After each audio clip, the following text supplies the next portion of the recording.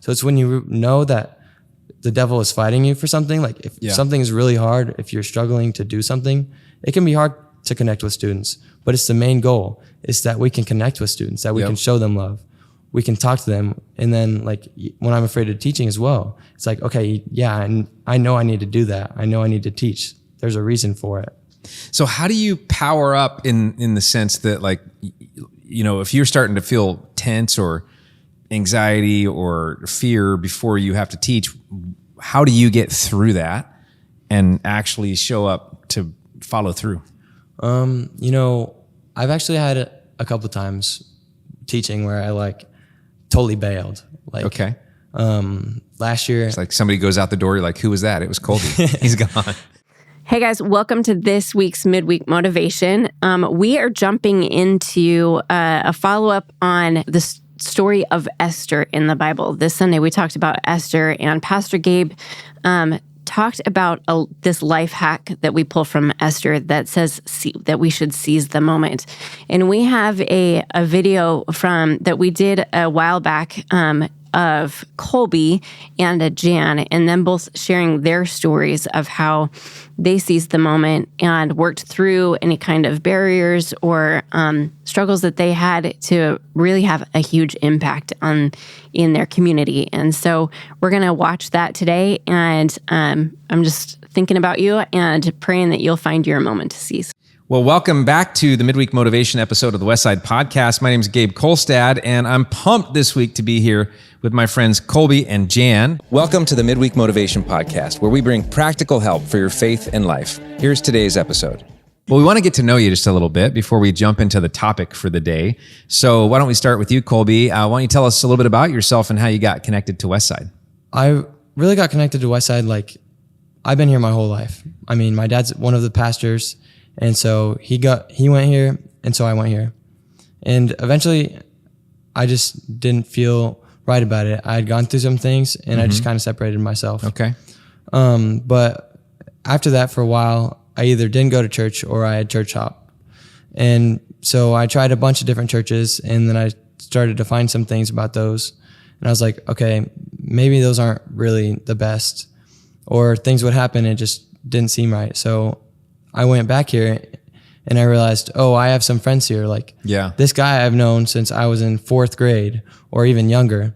I mean, he still wants to be connected with me, and he's one of our teachers as well. So that's just like, it's already a good connection when I come back. And then just like friends reminding me like, hey, are you going to be here this Sunday? Asking me some questions. And I'm like, okay, yeah, sure. I might show up. And so I just started going more and more. And then Tim, our main pastor, he starts asking like, hey, what are you doing? And then he tries getting you connected. And that's when I was like, oh, shoot, I kind of want to do that. And so like we had a Good Neighbor project one year where we all had like over in the front yard, we had digged up a bunch of leaves and a bunch of old roots. And so when I did that, he was like, I see something in you. And I was like, what? It was only like 3 of us, and we got it all done in like 2 hours. And so when he started asking me to do some more like connections and leading, it's like, okay, I'm getting integrated. And that's kind of the cool part about it. Yeah, that's awesome. Love it. Well, and we're going to be talking in this episode about dreams, how going after your dreams that God has given you. I love your shirt, by the way. Keep God first. Keep God first. You got that from the brand new t-shirt company, clothing company. Love it. That's just been perked up by some of your friends here at Westside. Yeah. So I love it. Very cool. I love it. That's awesome. All right, Jan, how about you? Why don't you tell us a little bit about yourself and how you got connected to Westside? Well, I was living at Woodburn Senior States. I bought a home there. Okay, what's that, about 40 minutes from this location? 30 minutes, something like that? Probably an hour. Okay. Because I take the back roads. Okay. And anyway, I moved here because it was so lonely. I moved in with my granddaughter and her family. Because it's lonely being living by yourself, especially at COVID. You couldn't go anywhere. You couldn't go to church. And so I started out with going to a different church, but I didn't feel comfortable because they didn't talk about the salvation of Christ. Okay. And that's a mistake, because just because people go to church doesn't mean they're Christian. Right. That's true. That's how I feel. And so I drove by here all the time and I see the sign outside, no perfect person allowed. And I loved it. And I've been here ever since. I love it. That's awesome. Very cool. And, both of you are involved in many ways. Jan, tell us a little bit about how you're currently involved. Well, I'm involved in a senior singles group. Yeah. And it's more for people that are divorced or lost someone from, a spouse from death. Okay. And we're doing really well. And it's taken me a while to get where I wanted it to be. Yeah. But it's been awesome because I'm learning with the group. Yeah. Ashley. And we're like a family. That's just how it's supposed to be, isn't it? But it's took us a long time to get there. We started in February last year. Okay. So you're a year in. Yeah. Okay. Almost. So, yeah. Yeah. But that's a good point, is that anything that we do in life, if we're going to step into what God has put in front of us, it doesn't happen instantaneously, right? And sometimes you can't wait. You can't do things based on how you feel about it, because it doesn't feel great yet. But if you keep after it, you get to the point where, like, because a lot of things I do is out of my comfort zone. Yeah. Like this. You're doing great. I love it. All right. Colby, I want to ask you a question about your dream. Okay. So when you think about living your dream life for God, that was our topic on Sunday at Westside. Yeah. What comes to mind? Instantly the thing that most teenagers would think of, like, is having kids, being married, and just living their life for God. But really, when you think about it deeply, it kind of goes past that, because it's like, okay, yeah, that's what I want, but where would God actually want to bring me, and where could he bring me? It's like, okay, I know God is wanting to do great things in everyone's life. I mean, many are called, but few are chosen. And it's when we make that decision to actually follow that, it's kind of hard, because we're just following on God's lead. And that's the main thing, is just doing things in a way that's letting God lead my life. Okay. So you're saying you get this vision that most young people have. Yeah. But you're saying that maybe that's secondary to just following what God has for you. That's Definitely. amazing. Yeah. Very cool. All right. Jan, what about you? What reaction do you have to the idea of living your dream life for God? I'm not sure, but I've just found out at Christmas time, just before Christmas, that there's an opening at Beaverton Lodge. Right. Okay. And which is another place to it's in senior care home. Yeah. Yeah. And it's a little scary because it's totally different than anything I'm used to doing. Yeah. So there's my comfort zone again. But I feel like God's leading me there. Okay. And if I could read this, what I got. Oh, we'd love that. I got this a couple days after, and it was awesome. Many times God leads his children in new directions, but if we decide it's easier to stay put and we refuse to take the initiative to change our circumstances, we'll miss out on his plans for us. If God is offering you a chance to take a leap of faith for the cause of the kingdom, refuse to give in to fear. Say yes, determined to step out of your comfort zone, embrace adventure, and then get ready for a renewed joy. Lord, I'll follow you anywhere, including the adventure to which you've been calling me. Hold my hand as I take the leap of faith. That's awesome. That's strong. I know. Yeah. I really answered that this is what I'm supposed to do. Okay. Yeah. So you're trying to make this decision, and all of a sudden that page shows up in your life. Yeah. About a week later, I think it was. Yeah. Because it's a little scary doing something different. This is totally different. Right. You know? Well, but here's what I've watched with you, because for those listening and watching, one of the first things you did when you showed up at Westside was you joined a growth group that was meeting in our home, Melissa and I. Yeah. And so we got to know you a little bit. And one of the things we kept saying about you was, gosh, she seems so young. And because she's so like, I don't know, just like willing to take a risk and willing to try, talking to people she doesn't know yet and jump right in. And then shortly after that, you started looking around at the opportunity to circle up with others who might have been through the things that you've been through. Yeah. And that's why I started this group. Right. And I mean, and you've been, how many people over the year or so have been involved in that? Well, it started out with pretty big group, like 16. Right, 16, 20 people. But I think a lot of them didn't understand what we were about. And some of them, because I felt like the church was mostly for younger people. Okay. And so I went online on Meetup and started a group there to combine. Yeah. And so I think a lot of them didn't understand that it was more of a Christian thing. Okay, yeah. They were looking for the senior tender. Yeah.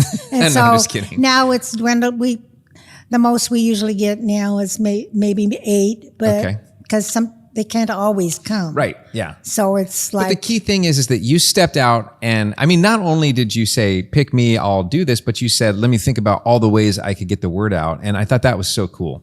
We really saw you leading in that way. That was neat. Yeah. Yeah. Because we're there for each other. Yeah. Because so many have big issues.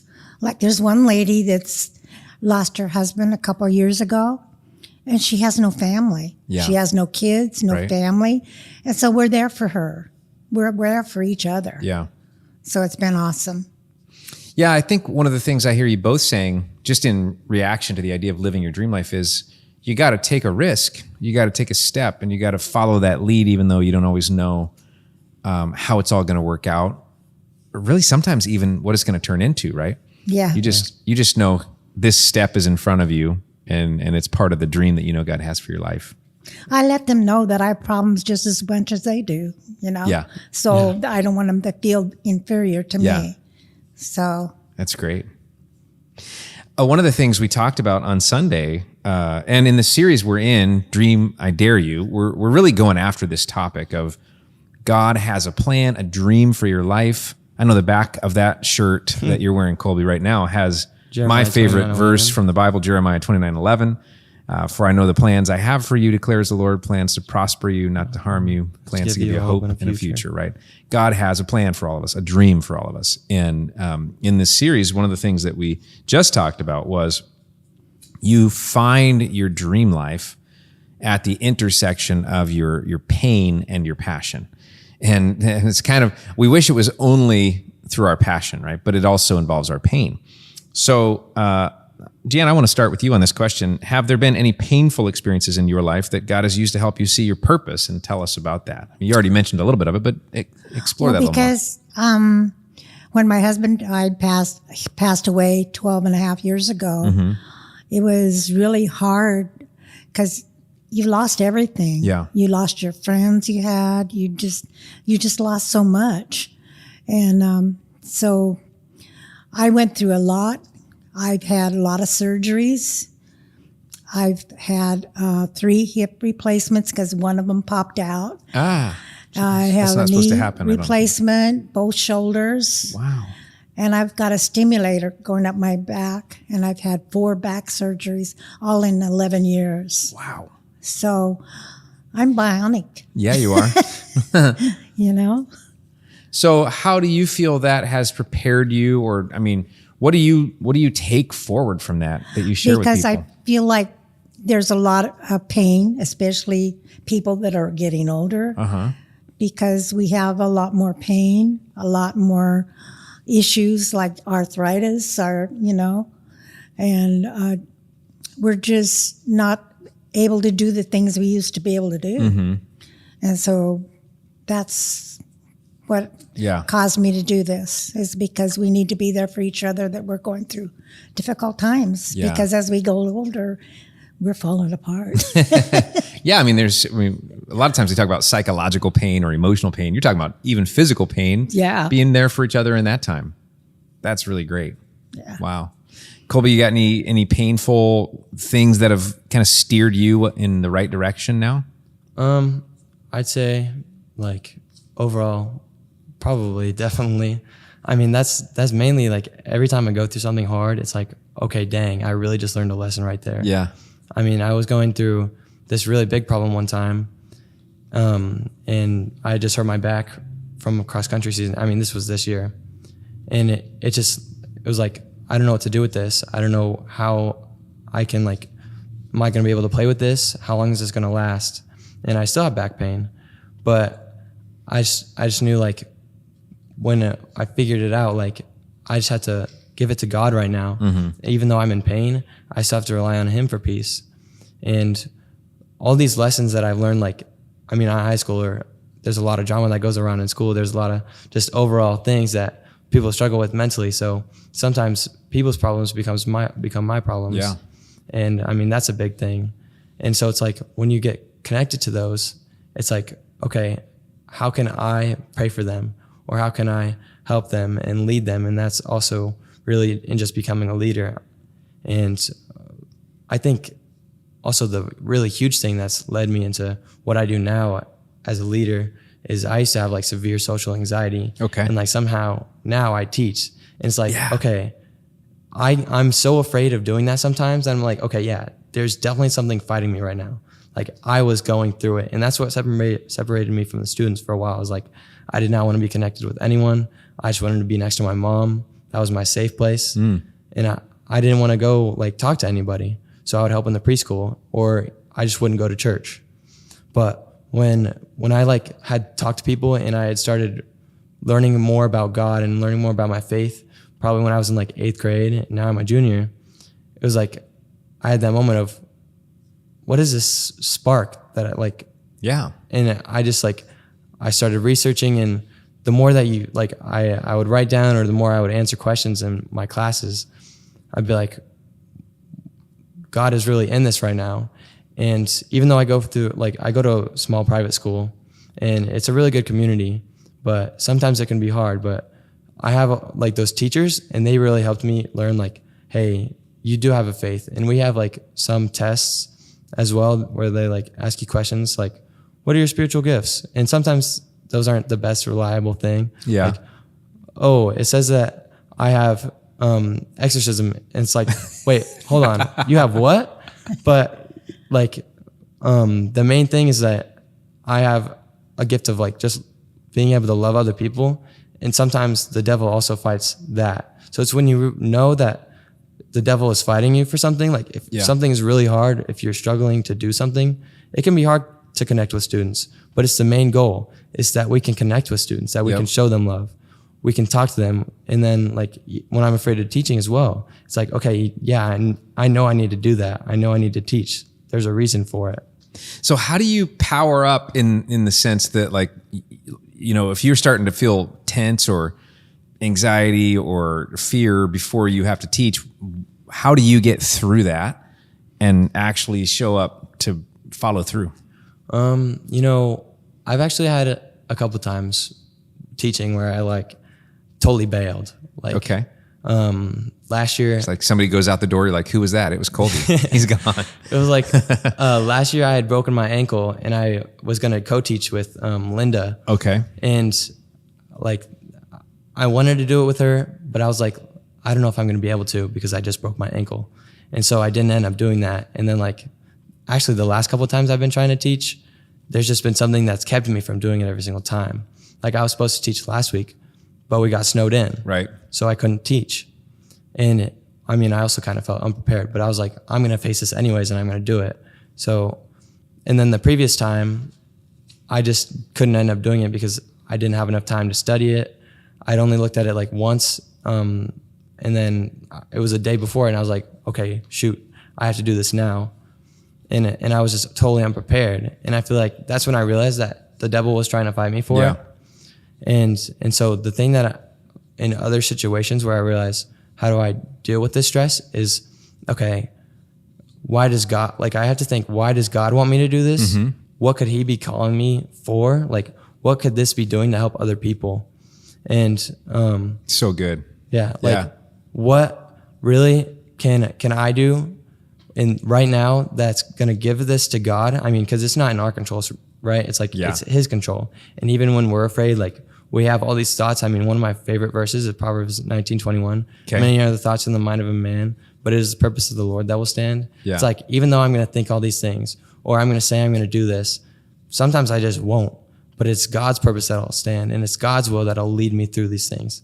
And it's ultimately like when when we rely on God's will and God's power that we can get through these things. Yeah, that's awesome. Chip off the old block over there. You sound like your dad a little bit, and I love that. I respect you greatly. That's great. I took that spiritual gifting Yes. shop, and that's when I learned that my gift was compassion. Okay. Yeah. And that's what's helped me with my group, because I have compassion for them.